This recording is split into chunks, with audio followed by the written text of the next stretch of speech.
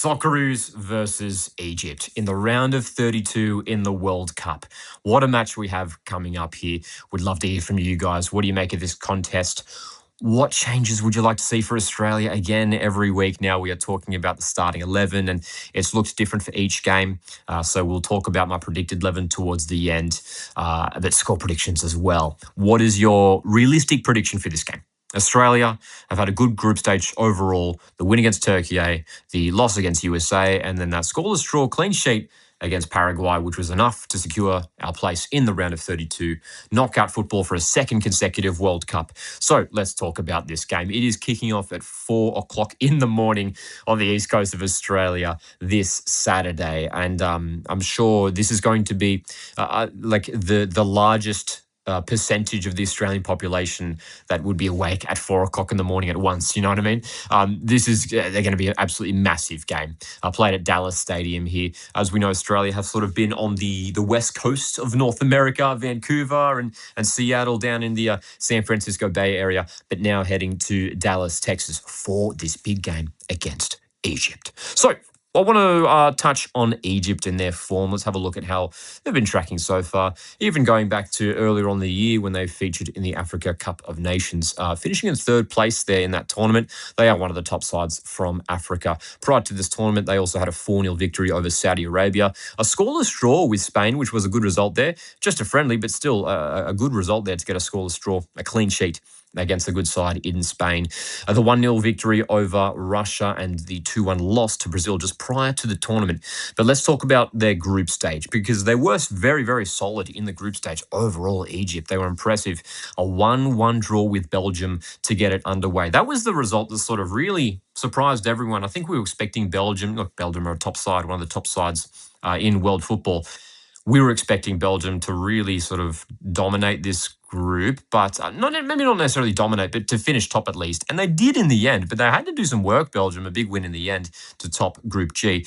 But Egypt matching Belgium here in a 1-1 draw. And then that second group stage game was really interesting. We actually did a live watch along here on this channel for this New Zealand-Egypt game.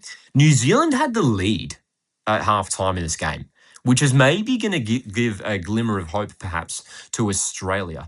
Maybe we can look at that game, see what New Zealand did to exploit Egypt, to create that goal and to keep them scoreless for that first 45. But Egypt showed their quality in that second half to rally together and get that 3-1 win.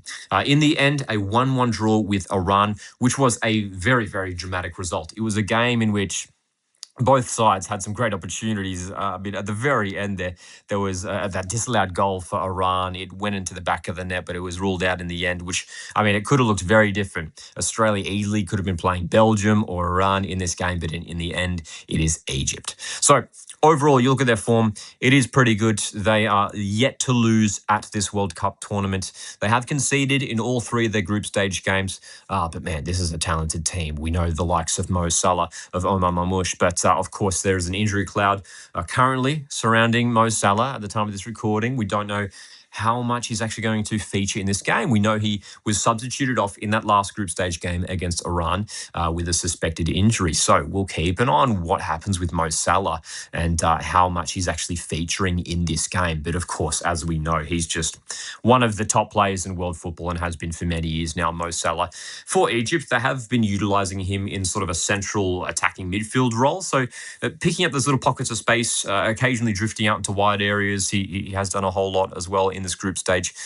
Such a dangerous player. And I wonder whether maybe, look, if he is indeed starting, maybe we look at even doing like a man marking situation where perhaps it's someone like Aidan O'Neill playing as that defensive midfielder just to sort of track Mo Salah. It's about limiting Salah's time on the ball, his opportunities on the ball. So it's going to be super important, not necessarily for the defenders, because again, Salah playing that number 10 role, it's more pressure on those midfielders. So talking about O'Neill and whether it's Irvine or Ocon Engsler or someone else in midfield as well, big task for them coming up to silence Mo Salah in this game. But again, we'll keep an eye on how much he actually features in this contest. Who knows, maybe he'll be rested and maybe utilised off the bench in this match. So Turning our attention now to the Aussies. Here's a look at the Socceroos' form so far.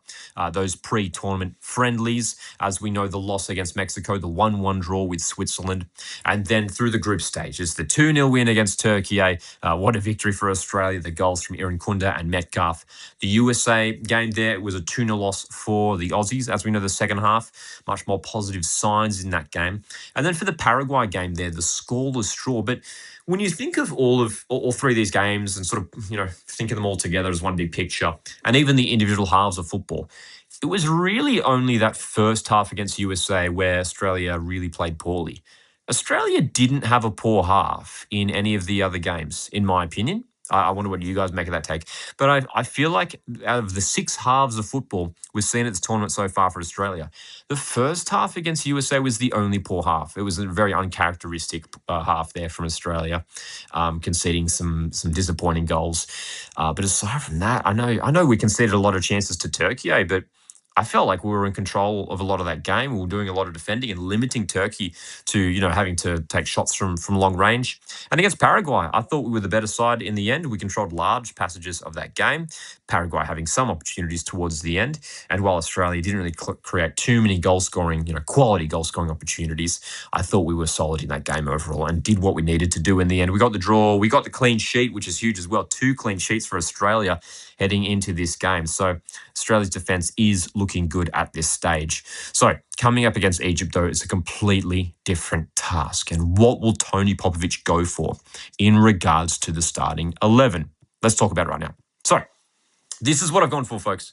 We'd love to hear from you guys. There's always so much discussion surrounding it when we head into each game. What starting 11 is required to get the result in this game? So Patrick Beach in goals for me.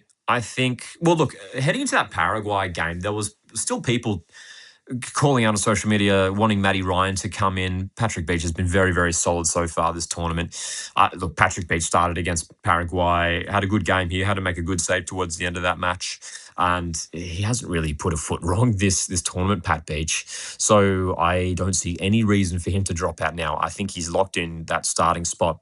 That starting goalkeeper spot for Australia. Look, if Matt Ryan was named, I wouldn't mind it, of course. Ryan, a fantastic goalkeeper. But Pat Beach has been the man for Popovic this tournament, so I think he'll stick with him. Back three, Chikati, Suta wearing the captain's armband, and Harrington. I think Harrington starts once again. He was very comfortable in his World Cup debut against Paraguay. And, of course, he was very solid in those 2 warm-up games against Mexico, against Switzerland. Cameron Burgess could certainly come back in, but Harrington, I don't see any reason to drop him from the starting 11.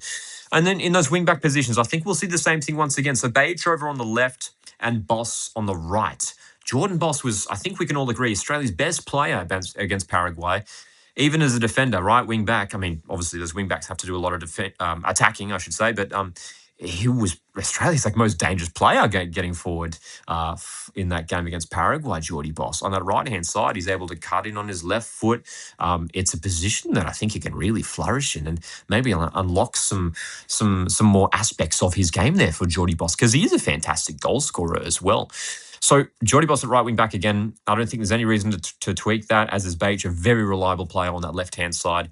Again, last week we were talking about whether Guerrier or Truen comes in at right wing back. I think Boss has locked down that right wing back position for now at least. O'Neill and Irvine in midfield.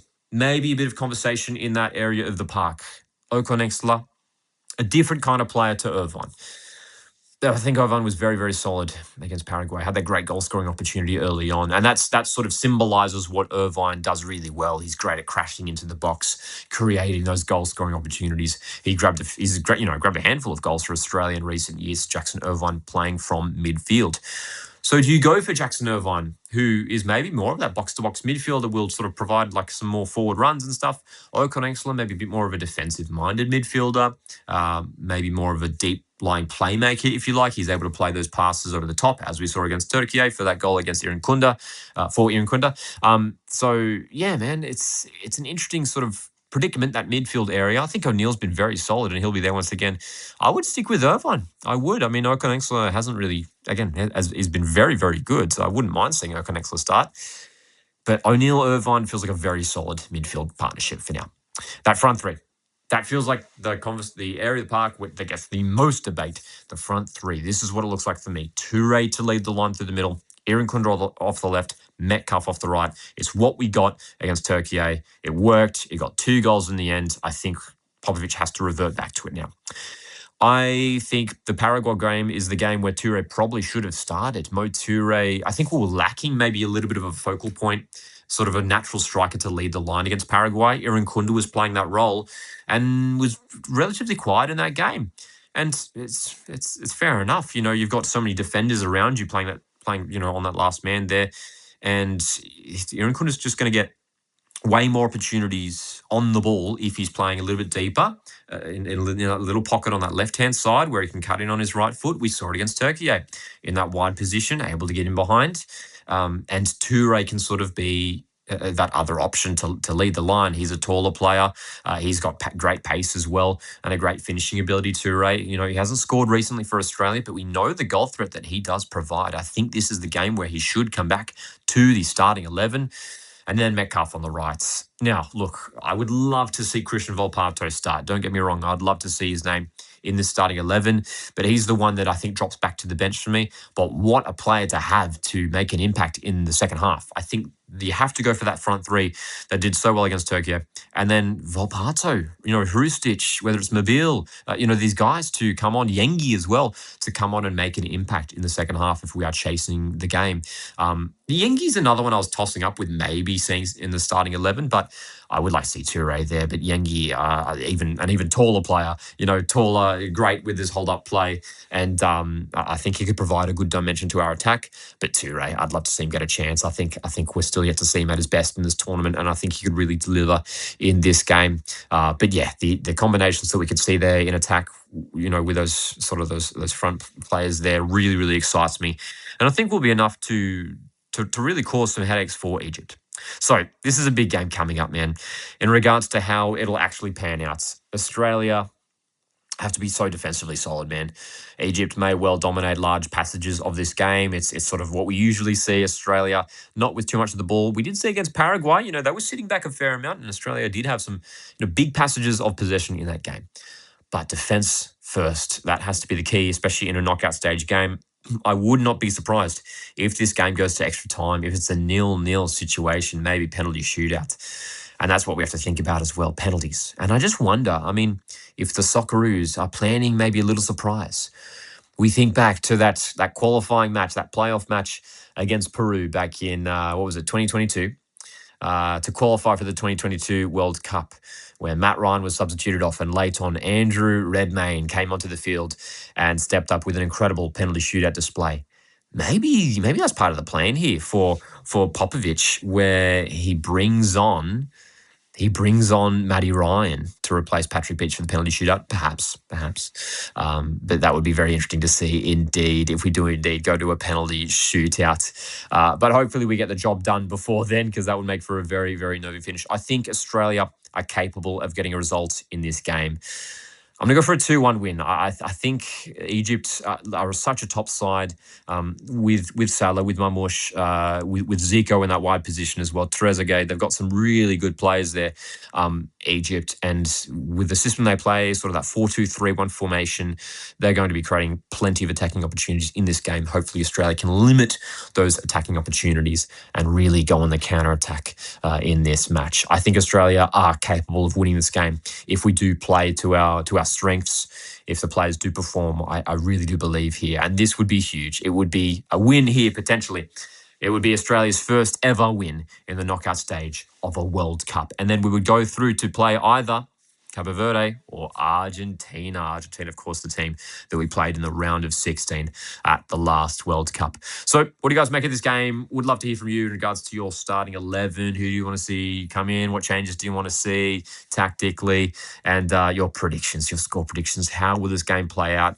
Will it be done in regular time, extra time, maybe penalty shootout? Round of 32 match, Australia versus Egypt. Join us for the live watch along this Saturday morning 4 a.m. Australian Eastern Standard Time. We'd love for you to join us in the live chat. We were live for the first couple games in the group stage for Australia. So this one is, it's going to be good, man. It's going to be good.